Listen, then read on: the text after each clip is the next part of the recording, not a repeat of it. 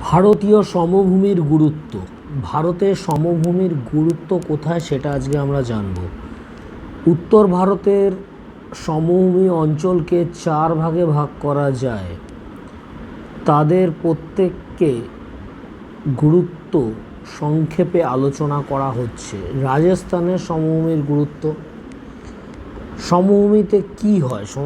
সমভূমির দ্বারা আমরা কি কি উপকার পাই? প্রথমত কৃষিকাজ। আমরা দেখতে পাচ্ছি সমভূমিতে চারিদিকে চাষ হচ্ছে। কি চাষ হচ্ছে এখানে? ধান চাষ, ঋতুভেদে এখানে সবজি চাষ, বিভিন্ন রকম কৃষিজ ফসল চাষ সমভূমিতে হয়। তো মূলত কৃষিকাজ সমভূমিতে খুব ভালো হয়।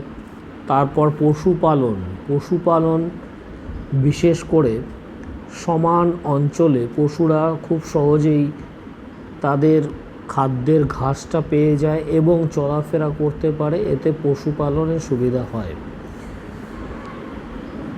লবণ উৎপাদনের ক্ষেত্রে সমভূমির কিছু গুরুত্ব দেখতে পাওয়া যায়, যেমন রাজস্থানের সমভূমির লবণাক্ত জলের হ্রদগুলি থেকে লবণ উৎপাদন করা হয়। এখানকার প্রধান লবণ উৎপাদন কেন্দ্রগুলি হল পোপেন্দ্রা, সম্বর, নোয়ার, কাচমান, দিদওয়ান প্রভৃতি।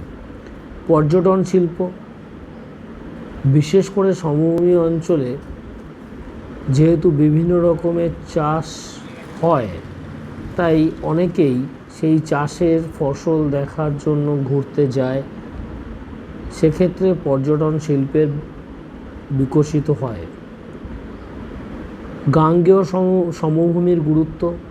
পাঞ্জাব সমভূমির নবীন পলিগঠিত বেট ও পুরানো পলিগঠিত ভাঙড় অঞ্চল কৃষি সমৃদ্ধ।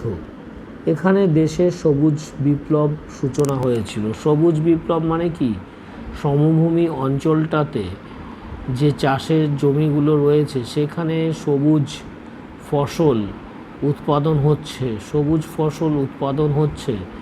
এই যে সবুজ ফসল উৎপাদন হচ্ছে, সেই সবুজ ফসল উৎপাদনকেই সমভূমির গুরুত্ব হিসাবে ধরা হয়েছে। পাঞ্জাবের সমভূমির নবীন পলিগঠিত বেট ও পুরানো পলিগঠিত অঞ্চলগুলো হচ্ছে এই ধরনের সমভূমি অঞ্চল। ধান উৎপাদনে অত্যন্ত উন্নত, এমনকি অন্যান্য কৃষিজ অর্থাৎ গম, ইক্ষু, তৈলবীজ উৎপাদনে বিখ্যাত এই সমভূমি অঞ্চল। পাঞ্জাব, ব্রহ্মপুত্র, গাঙ্গেয় সমভূমি অঞ্চলে চিনি শিল্প, পাট শিল্প, হোসিয়ারি শিল্প এবং অন্যান্য শিল্পের বিকাশের ক্ষেত্রেও সমভূমি অঞ্চল যথেষ্ট গুরুত্বপূর্ণ।